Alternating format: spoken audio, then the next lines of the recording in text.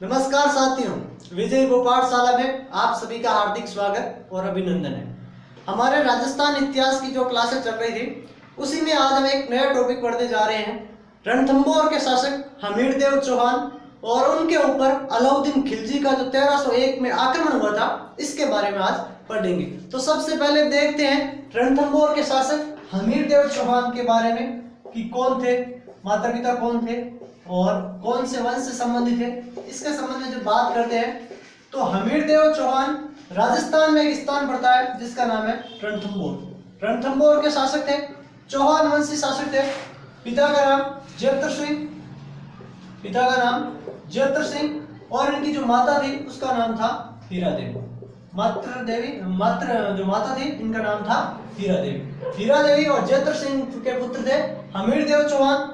इतिहास में इन्हें हठी शासक के रूप में यानी कि अपने हट के लिए प्रसिद्ध था, जिस कारण हठी शासक भी कहा जाता है। इनके लिए कुछ इतिहासकारों ने राजस्थान जो हमारा साहित्य है इसमें कुछ कवियों ने इनके लिए दोहा भी कहा है कि सिंह गमन सतपुरुष वचन कदली फले एक बार। सिंह गमन सतपुरुष वचन कदली फले एक बार, त्रिया तेल हमीर हट चढ़े न दूजी बार।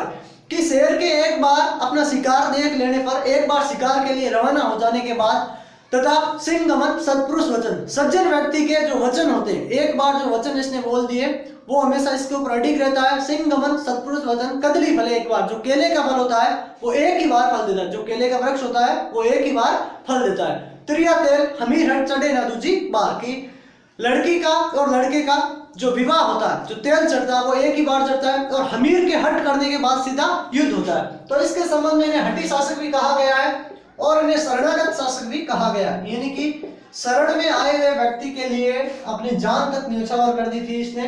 तो इस कारण हमीरदेव चौहान के बारे में आज पढ़ेंगे, किस प्रकार इसने अपने हट, अपने शरणागत की रक्षा के लिए जो दायित्व था इसके निर्वहन में अपने संपूर्ण परिवार समेत अपना जो रणथंबोर दुर्ग था वो भी अलाउद्दीन खिलजी को इसने दिया था, अपने जो प्राण थे प्राणों के न्यौछावर होने के बाद में।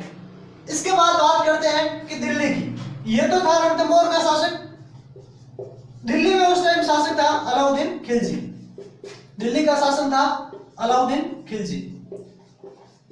अलाउद्दीन खिलजी ने संपूर्ण भारत को जीतने का जो इसका व्यवहार, जो विचार था, इसके लिए इसने सबसे पहले हमीरदेव चौहान के जो साम्राज्य था रणथंबोर, इसकी और इसके कुछ कारण माने जाते हैं भी हमीर के ऊपर अलाउद्दीन खिलजी का आक्रमण क्यों हुआ था। तो सबसे पहले एक कारण मिलता है साम्राज्यवादी नीति। अलाउद्दीन खिलजी की साम्राज्यवादी नीति थी, साम्राज्यवादी नीति के कारण गुजरात जाने के रास्ते में जो रणथंबोर सवाई माधोपुर किला पड़ता था, एक तो कारण ये था। दूसरा कारण ये था कि अलाउद्दीन खिलजी की एक बेगम थी जिसका नाम था चिमना।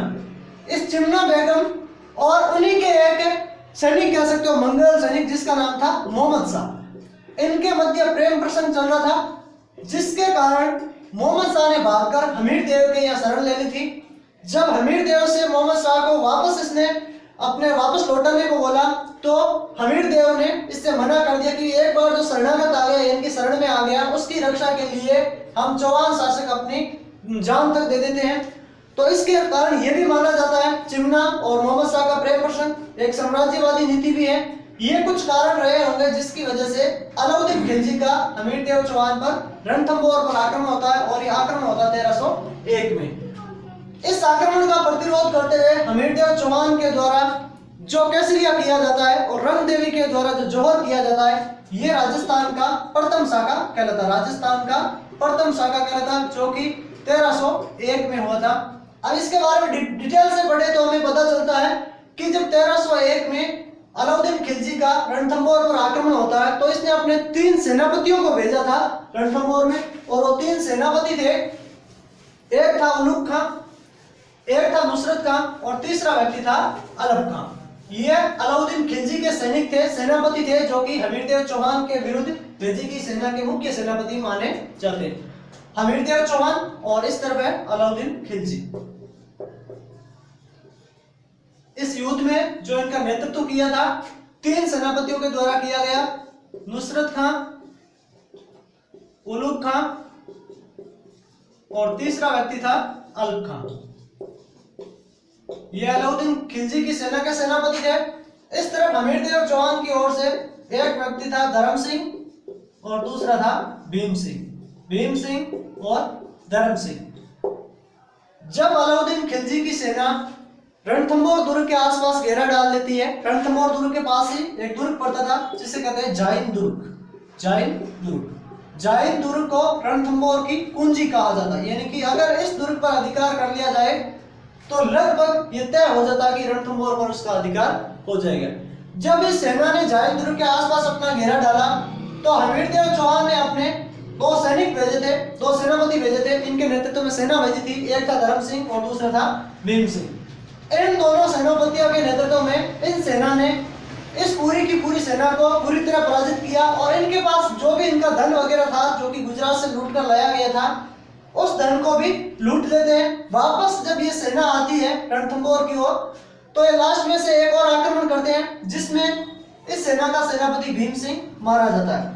तो क्वेश्चन बनता है कि रणथंभौर के जो अलाउद्दीन खिलजी का अभियान था इसमें हमीरदेव चौहान का कौन सा सेनापति मारा गया था? तो वो सेनापति था भीम सिंह। और इसमें नुसरत खान की भी मौत होती है। तो अलाउद्दीन खिलजी की तरफ से नुसरत खान मारा गया था और हमीरदेव चौहान की ओर से भीम सिंह मारा जाता है।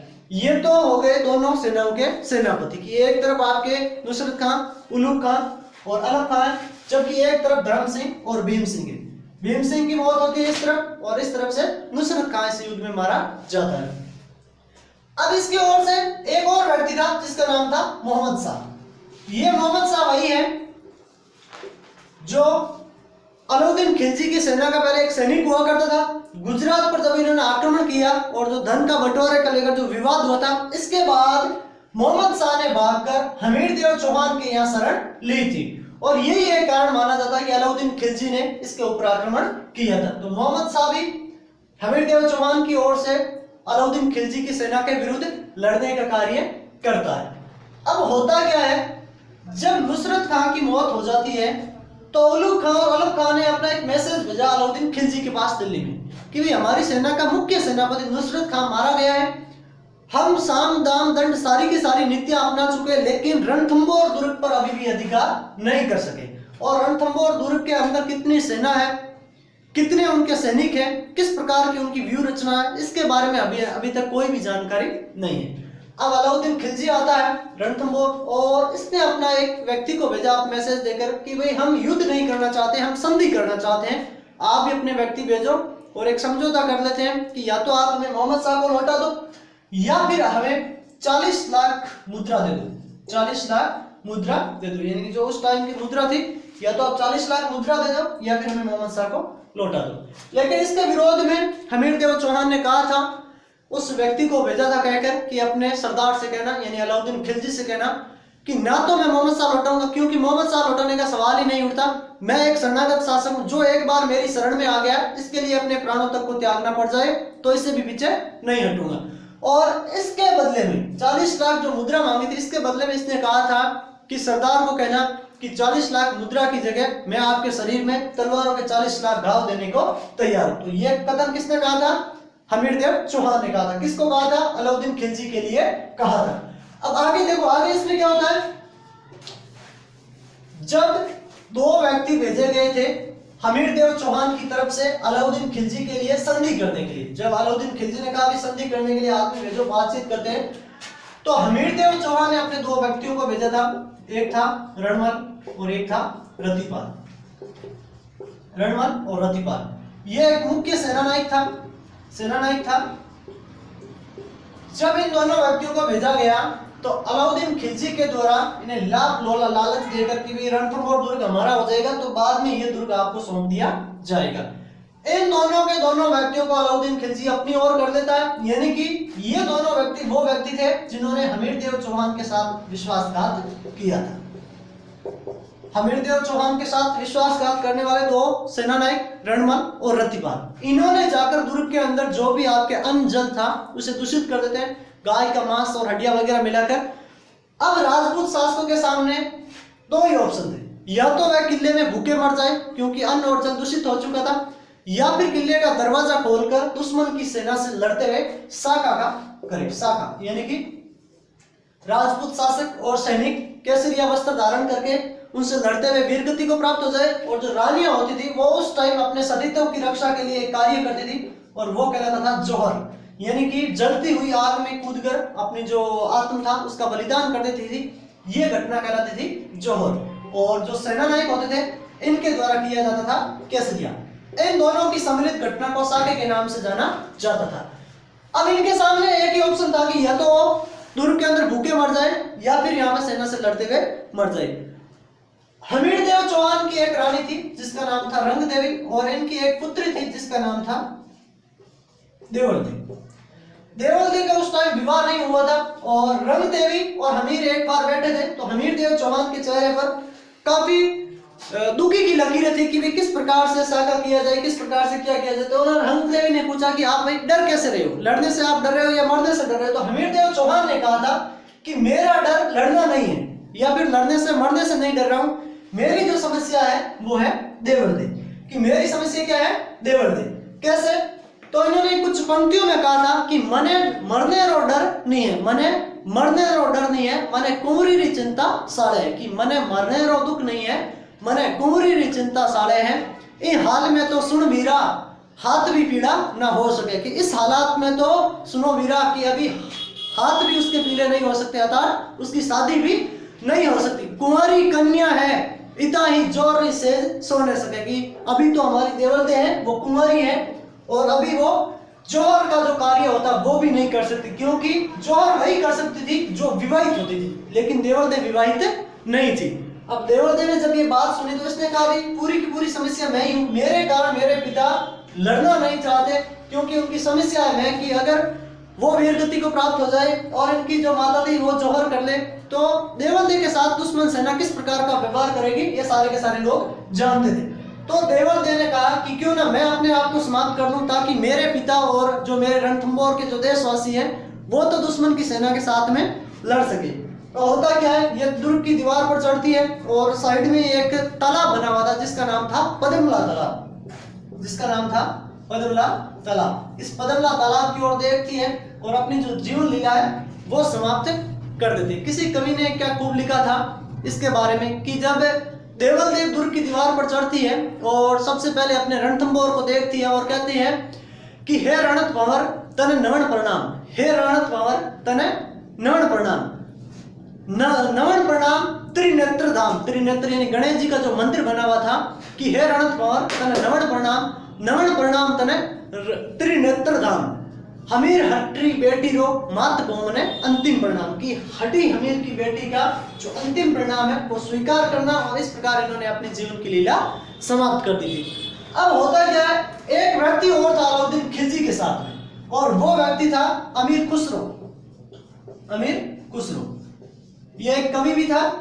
तो इन्होंने अपनी जो किताब लिखी थी, इस किताब में लिखा था कि इस दुर्ग में अन्न और जल की ऐसी समस्या बनी थी कि वहां पर 2 सोने के दानों के बदले अनाज का 1 दाना तक नसीब नहीं हो रहा था। यानी कि कोई व्यक्ति 2 सोने के दाने ले जाकर जा रहा है तो भी उन्हें 1 अन्न का दाना भी प्राप्त नहीं हो रहा था। ये समस्या थी जो कि अमीर खुसरो ने अपनी किताब थी जिसका नाम था खजाइनुल फतेह, खजाइनुल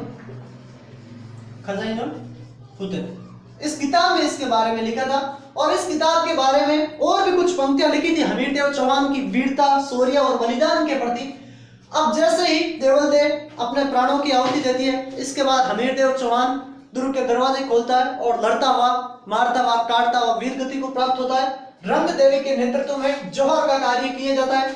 और ये जो घटना थी वो 1301 में हुई थी और ये राजस्थान के प्रथम साके और रणथंभौर के प्रथम साके के रूप में जानी जाती है। तो राजस्थान का पहला साका कब होता है?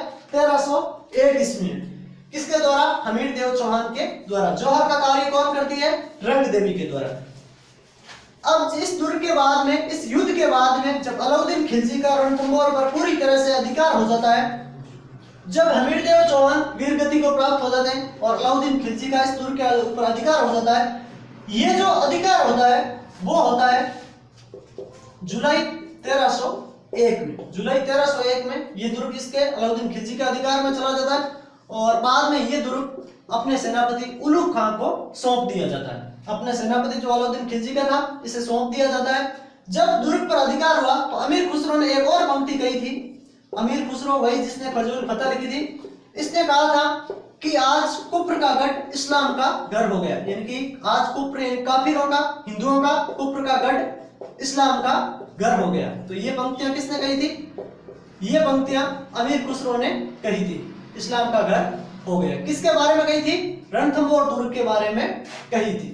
तो ये थी हमारे हमीरदेव चौहान अलाउद्दीन खिलजी की जो कहानी 1301 के रणथंभौर के साके के बारे में। आगे एक नई कड़ी में एक नई कहानी के साथ में मिलते हैं। तब तक अपने दोस्तों के साथ ज्यादा से ज्यादा वीडियो को शेयर करें और हमारे चैनल को सब्सक्राइब करें। आपके जो भी सुझाव है वो भी हमें अपेक्षित है, आप बता सकते हो कमेंट करके। और डिस्क्रिप्शन में हमारा जो टेलीग्राम चैनल है इसका लिंक भी दिया गया है, आप चाहो तो वहां पे भी जुड़ सकते हो, आपको अच्छा मैटर वहां पर भी देखने को मिलेगा। धन्यवाद साथी।